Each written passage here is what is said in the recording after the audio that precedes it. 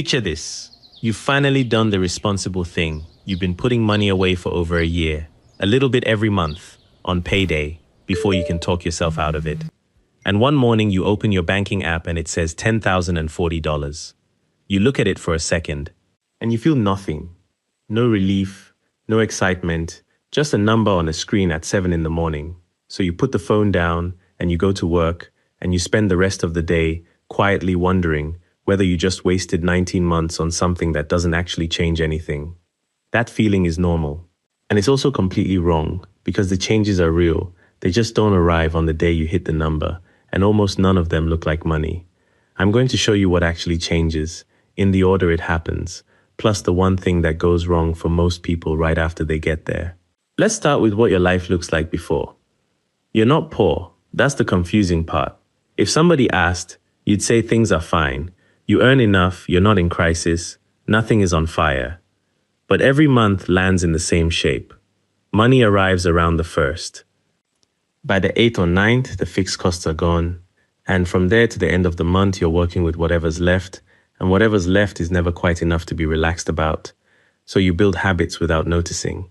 You check your balance most mornings, not to plan anything. Just to know. You know which days of the month are safe and which ones aren't. And you organize your life around that without ever writing it down. Dinner with friends in the first week is easy. The same dinner in the last week involves a small calculation you never mention to anyone. And when something breaks, it isn't an inconvenience. It's an event with a knock-on effect that runs for weeks. Most people in this position have somewhere between $400 and $1,000 saved, and that number keeps resetting. It climbs for a few months, then a car or a tooth or a boiler takes it back to zero. That's the life before. It doesn't look like poverty from the outside. It just has no slack in it anywhere. Now here's what changes, and the first one arrives much earlier than you'd expect. Change number 1. Ordinary disasters stop being disasters. Your fridge stops working. In the old version of your life, that's about 3 weeks. You look at the money, you decide it can wait, you live out of a cool box, you argue with yourself about repair versus replace, and eventually it goes on a card and you spend 4 months paying it off. In the new version, it takes a Saturday. You have $3,000 saved, you spend $600, and the fridge arrives on Tuesday.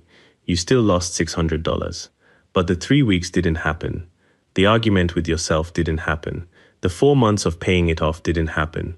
And notice that this benefit arrives at $3,000, not 10. You don't have to finish to start getting paid. Change number 2. You stop checking your balance. There's no decision involved. Somewhere around month 11, you simply stop because the answer has become boring. It's roughly the same every day, and nothing that happens in a given week is going to move it much. If you've never had that habit, this sounds like nothing. If you have, you already know it's one of the quieter improvements available to a person. Something that took a small piece of your attention every single day just stops. Change number 3, and this is the one that changes lives more than the others. Your job becomes a choice. Say your manager leaves and the person who replaces him is difficult in the way some people are difficult. Nothing you could put in a complaint, just a slow, daily unpleasantness. With $400 saved, leaving isn't a decision, it's a gamble with a very short fuse. So you stay and you absorb it. With $10,000, you start applying. You might not even leave, but you go to work every day knowing you have options, and a person who knows they have options behaves differently in a room. You say things you wouldn't have said. You stop absorbing things. Your manager doesn't change. Your position relative to him does. Now, this is the part of emergency funds that gets undersold. People describe them as protection against disaster. Most of the time, they're not doing that. Most of the time, they're quietly changing what you're willing to put up with. Change number 4, and this one surprises people. You start spending more freely on small things. That sounds backwards. You spend 19 months being careful, and the result is that you get less careful, at least at the bottom end. A coffee, a taxi when it's raining, a round of drinks you'd previously have found a reason to skip. The reason is simple.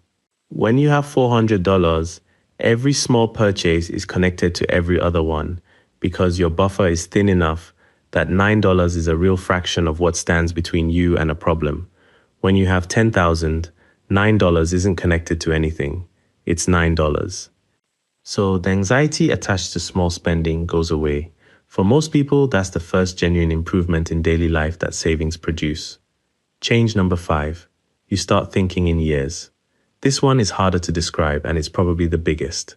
When your money runs out every month, your planning horizon is about 30 days long. You can't think about next year, because next year isn't a real place yet. It's sitting behind 12 much more urgent months. After the first 10,000, that horizon extends.